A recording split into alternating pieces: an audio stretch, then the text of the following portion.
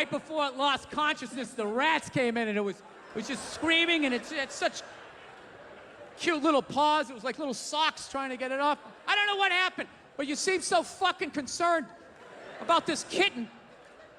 Figure I'd throw out a couple of theories. More concerned about the kitten than all the Hitler shit, by the way. More of a reaction.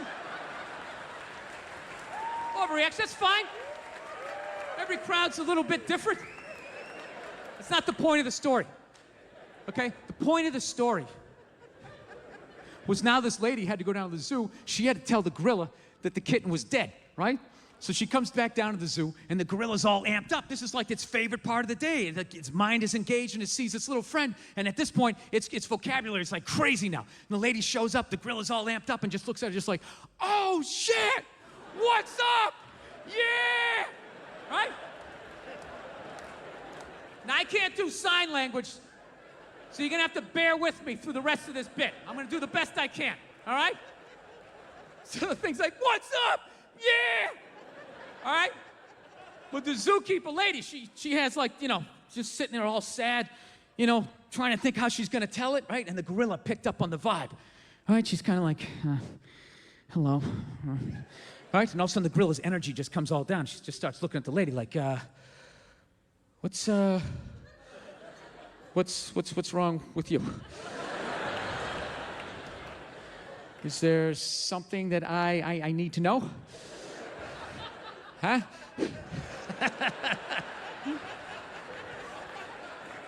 So the lady's sitting there, she's like, Jesus. Well,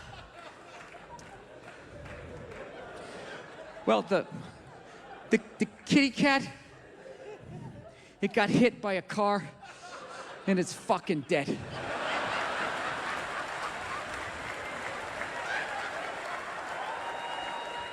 And the gorilla immediately took it in. It immediately took it in and understood. Like its bottom lip started quivering, its eyes started watering up, it was signing like crying. And they go, and later on that night, you could hear it crying inside of its house. They built it a house, I don't know why. They live in trees. It's probably the guilt of putting the thing in fucking jail, right? Whatever, it was like a 2-bedroom. It sounded like it was in the kitchen. And you just hear this thing in this house at night just going like,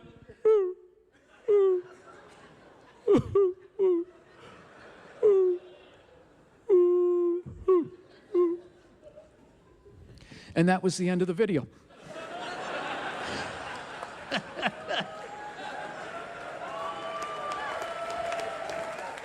That was the end of the video. And like you, I was sitting there like, what the fuck? You're gonna end on that? And then literally, right in that moment, I felt my wife's head just rest on my shoulder, and she was like, that was so sad.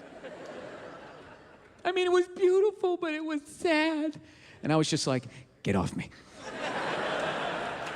Just get off me. And I closed the laptop, set it down on the nightstand, and I just got up and I started pacing. As this fucking rage was coming up in me. My wife's like freaking out. She's like, what's wrong? What is wrong with you? And I'm just like, what do you mean, what's wrong? That video is fucked up. What is the purpose of that? You teach a gorilla how to talk, you shoot in the shit, you get it a pet kitten, and then it dies, and then the gorilla cries, and it's fucking sad, and then that's it? That's what you're leaving me with? I gotta walk around with that in my fucking head? How was that the end of the video? Somebody, for fuck's sakes, tell me. Dude, that gorilla understood the concept of death.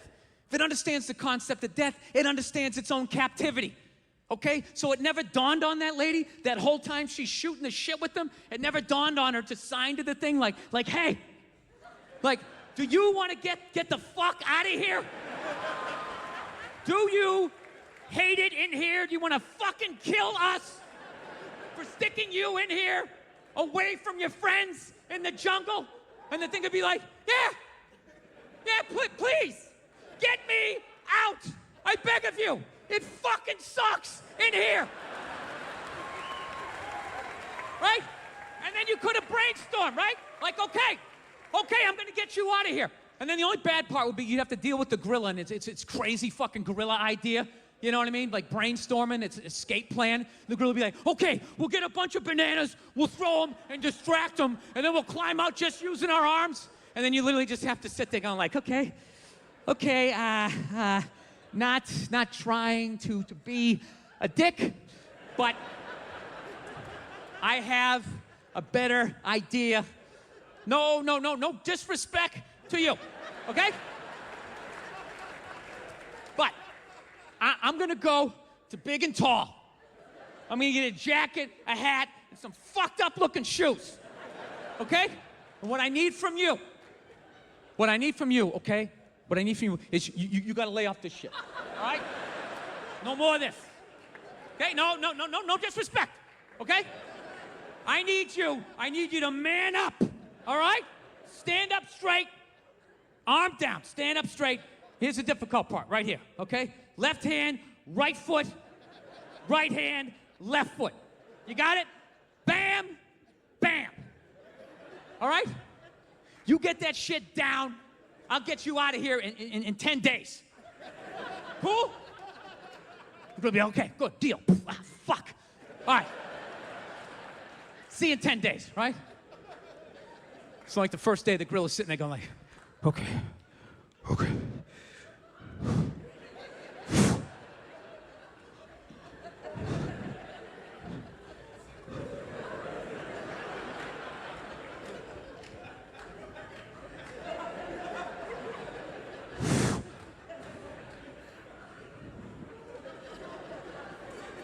No.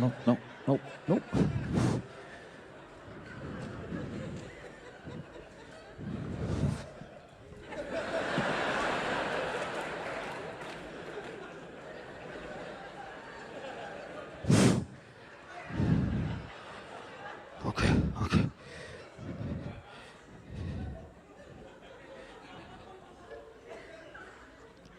Yes!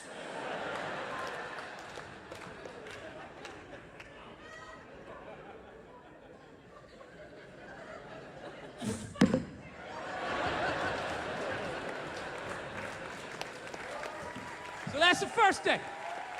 That's day one, but the gorilla keeps working at it, right? Like day two, it's kind of getting day 3, day 5, day 7, day 9, day 10. I'm doing it! I'm fucking doing it! Then she could have came back and broke that gorilla out of jail, right? You show up at night, look what you're doing, you're fucking doing it. Put on the jacket and the hat, come on. You take him down to the car. That's the only way to get it back. You gotta take it by car down to the harbor. It's the only way to get it back to the jungle. You can't go to the fucking airport, right? You can't go to the airport standing there going through that fucking security, right? Once he takes his shoes off and that thumb comes sticking out, it's fucking over. It's over. You keep it below deck. You keep the fucking thing below deck until you get out to international waters. Then you find it's captain's log. Come on board, right? Have the thing sit down. Other boats going by looking at you like, is that a gorilla? Yeah. What do you got, blood diamonds? Go fuck yourself. Fucking sex slaves, get out of here. I'll have it come aboard and rip that mask right off. Then you're just hanging with the gorilla. You get to have that experience of seeing the thing free for the first time. It comes over the horizon, it finally sees the jungle. It's getting all excited. It jumps off the boat, it's rolling around in the sand. You're like, buddy, we did it. Don't fuck up the code, I gotta bring it back. We did it. All right, get out of here. I love you too, man. I'm gonna miss you. Get out of here before they see you, right? And the thing runs right to the edge of the jungle and then just poof, disappears. It's like, I did it. I knew it. He wanted to go see his friends, man. He wanted to be free. It's gonna be fucking great. He's gonna go meet his buddies. He's gonna talk to his friends now, like he should be, right? He's gonna go talk to his friends.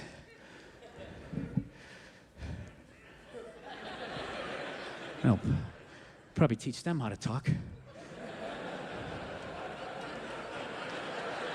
And of course, and they'll probably get horses. Did I just start Planet of the fucking Apes? He's gonna teach his friends how to talk and get horses?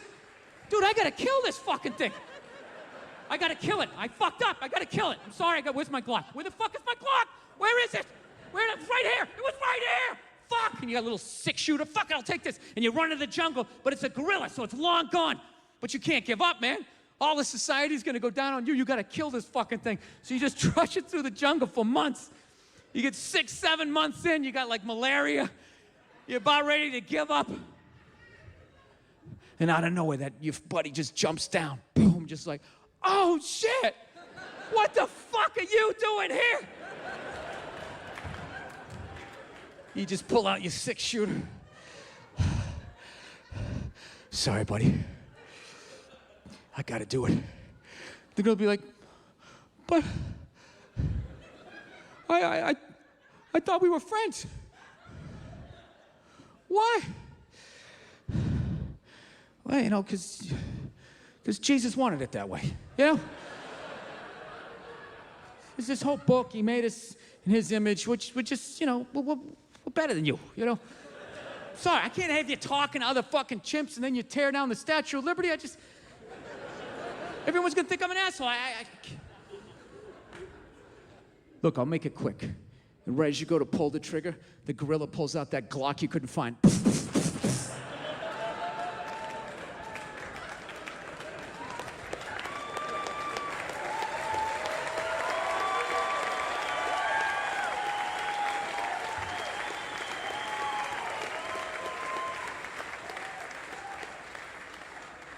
I just want to know one thing. How did you know? You knew before I knew. I don't have an ending for this. I don't. And in a weird way, now you know how I felt when I watched that video. You know what it was? You know what it was? Was I did that joke all around the country, all right? And the gorilla always died. Because Jesus wanted it that way, and that was it. And it fucking bombed in every goddamn city in this country except for Dallas, Texas. That was the only place where they got it. And I'm not shitting on Texas. It bombed in Houston, Austin, El Paso, San Antonio, killed in Dallas. They're the only ones who got it. They were just like, hey, man, you did what you had to do. You did what you had to do, man. I mean, I love that gorilla, too, but goddamn it, you cannot have two species working together. Tell you right now, you get a couple of gorillas on a bareback horse with a single bolt-action rifle. That is the end of society as we know it. You should get a hypothetical medal for killing that gorilla, hypothetically. So, all right. I'm going to end with a quick little story here, okay? Okay, they're always talking about how to make a woman happy, but I don't think they do it enough to help you guys out how to make a man happy, right? The great thing about men is we're fucking simple. We're fucking simple, okay? So here's the thing right here. You want to make a guy happy? If you're with a good guy, okay, that's all you got to do, okay? How about 4 times a year, once a season? You go out to the kitchen without him saying shit. You go out to the kitchen, you make a sandwich, you get him a beer, you walk out, you give it to him, you don't say a word, and you just fucking leave. That's all you gotta do. Every 3 months, you do that, you'll keep him happy. That's all it takes. Now, I know right out of the gate, this is coming off sexist, right? It's because I'm saying go out in the kitchen, make your man a sandwich. I'm not saying women belong in the kitchen, barefoot and pregnant, rubbing my balls. I'm not saying that. Okay? I'm just saying women, go in the kitchen. Just go in the kitchen 4 times in a year. Make a sandwich. A toddler could do that. Just put it together. Grab 2 slices of pre-made, pre-sliced bread, 2 handfuls of pre-murdered meat, put a little mustard on it, grab a beer, walk out, just hand it to him, don't say shit, and then fucking leave. And when I say leave, I mean leave. I don't mean walk into another room for like 10 minutes and then stick your head back and just be like, did you like it? Was it good? Great. Because downstairs, we need to, don't yell at me, I just made you a sandwich. I don't mean that. I mean leave. Get in the car and fucking get out of here. Take the kids, drive down the street, go see Lord of the Rings a couple of times, and leave your man in the stunned silence of what you... My name is Lena Carter, and I wish I could say this story makes me proud. It doesn't. It's the kind of memory that stays in the back of your mind like a bruise. Tender, dark, and impossible to ignore once you press on it. And yet, for a long time, I convinced myself it wasn't that serious. I told myself, everyone jokes, everyone flirts, Everyone lets the moment sweep them away, but not everyone destroys their marriage at an office party. My husband Aaron is the quiet type, steady, thoughtful, the kind of man who remembers how you take your coffee, even on the days you can barely remember yourself. That night, he was just there to support me. He never enjoyed loud rooms or clinking glasses. But he came because I asked, and I love that about him. His willingness to show up for me, even when it wasn't his world. But lately, his softness irritated me. I craved something sharper, something more thrilling, something that made my heart race instead of simply feel safe. That's where Caleb came in. Charming, confident, unfairly attractive, my coworker with a gift for turning every sentence into something tempting. The kind of man who makes you forget about consequences. The party was noisy. The lights too bright. The drinks too strong. I wore a dress I bought just because I knew Caleb liked it. And he noticed. Of course he did. He always did. "You look amazing tonight, Lena," he whispered near my ear. And I felt the room spin just a little. I told myself it was harmless. I told myself it was only flirting.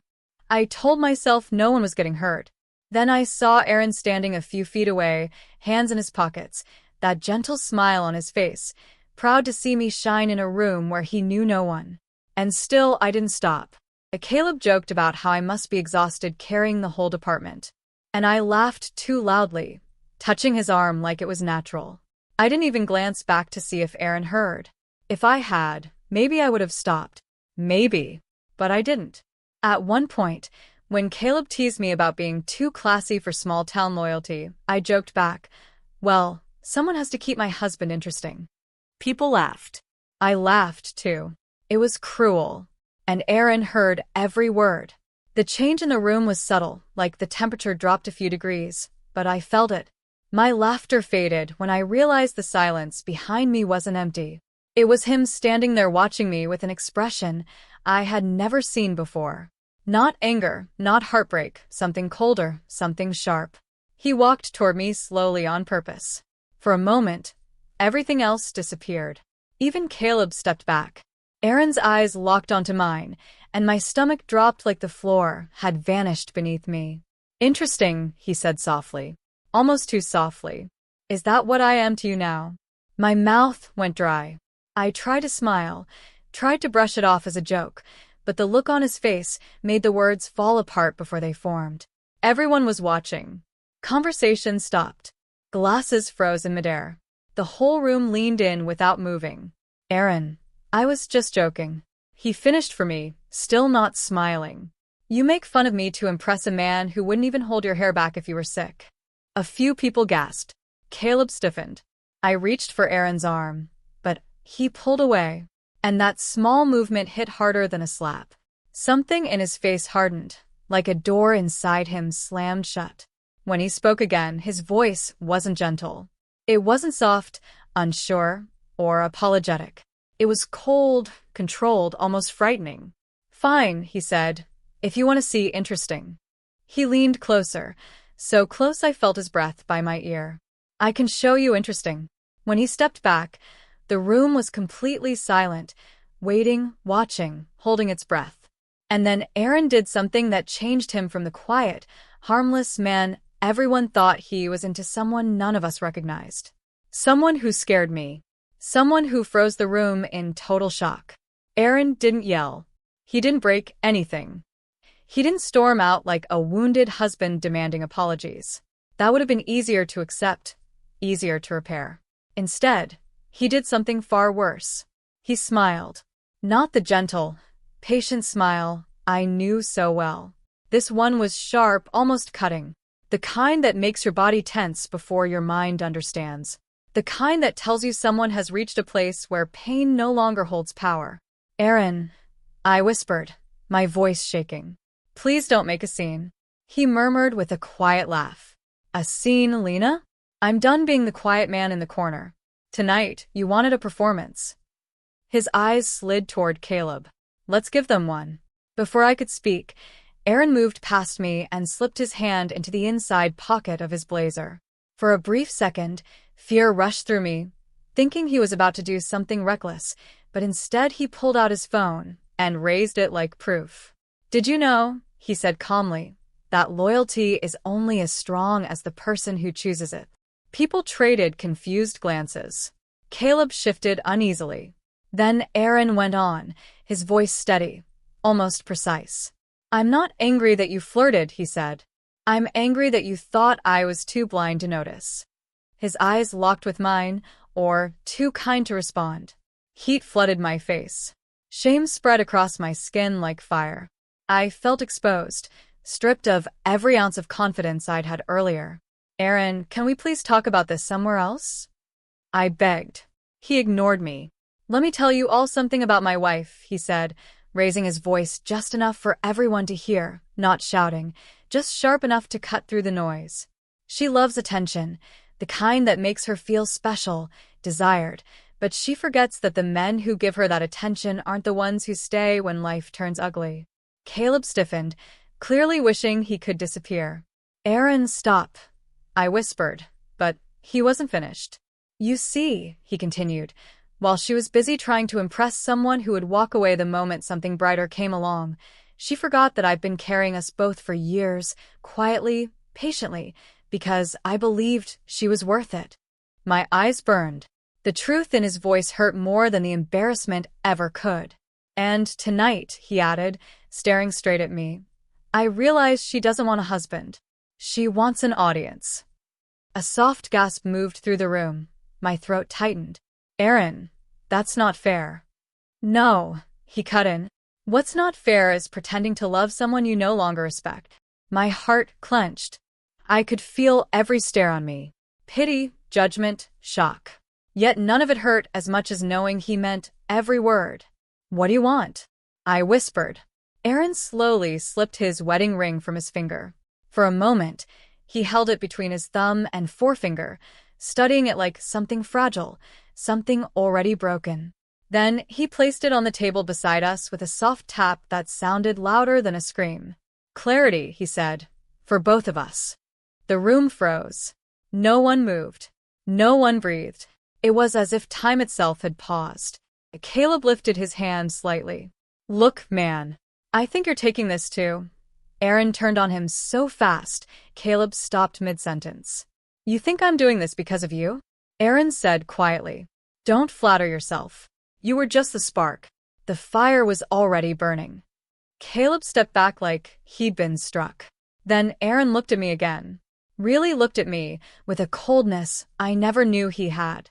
I'm done begging for scraps of affection from someone who throws it around like confetti for men she barely knows. He said, You want excitement, Lena? Then go chase it. I won't stand in your way anymore. My knees felt weak. You're leaving me? No, he said calmly. I'm letting you leave the version of me you created, because that man deserved better. I covered my mouth as tears finally spilled down my cheeks. Aaron stepped back, his face unreadable. Good night, Lena. He turned and walked out of the room. Not rushed, not dramatic, just gone. The silence afterward was the loudest thing I had ever known. Slowly, people went back to their conversations, pretending not to stare, pretending the air wasn't heavy with tension. Caleb stepped toward me, but I moved away. For the first time that night, something terrifying sank in. I hadn't just humiliated my husband. I had awakened a side of him I never believed existed. And in doing so, I may have destroyed the only person who ever truly loved me. The party went on, but my world had already fallen apart.